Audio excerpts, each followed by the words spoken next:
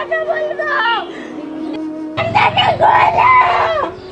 আমি কিচ্ছু বলবো না, তুমি তো বিয়ে করছো, আমার তো আর কিছু করার নাই। একজন মেয়ে তার স্বামীকে কতটা ভালোবাসলে কেউ এমন পাগলের মতো করতে পারে। বাংলাদেশে ঘটে যাওয়া ঘটনা। স্ত্রী ও সন্তানকে বাড়িতে ফেলে রেখে আবারও দ্বিতীয়বার বিয়ে করছে পরকীয়া করে স্বামী। যেই বিষয়টি জানার পর স্বামীর কাছে ছুটে আসে তার স্ত্রী।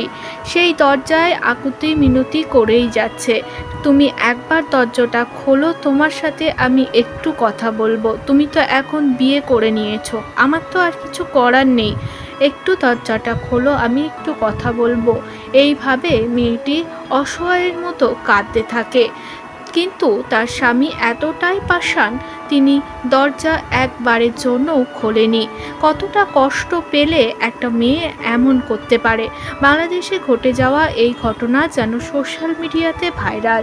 দুদিন ধরে স্বামীর খোঁজ পাচ্ছিল না, পরে শোনে স্বামী অন্য কারোর হয়ে গেছে, যেখানে তার আর কোনো অধিকার চলবে না। যে এতদিন তার সবটা জুড়ে ছিল, সর্বস্ব ছিল, সে হঠাৎই অন্য কাউকে বিয়ে করে নিয়েছে।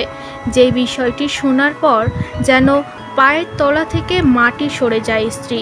তার খোঁজ নিতে নিতেই যেখানে বউ নিয়ে ছিল তার স্বামী ভাড়া নিয়ে, সেখানেই চলে আসে স্ত্রী এবং দরজাতে আকুতি মিনতি করে কাঁদতে থাকে যে একবার দরজাটা খোলো, আমি কি এমন ভুল করেছিলাম, তুমি আমাকে এভাবে ফেলে এভাবে ধোঁকা দিয়ে অন্য কারোর হয়ে গেলে। এইটুকু প্রশ্ন করার জন্যই মেয়েটি হাউ হাউ করে কাঁদতে থাকে।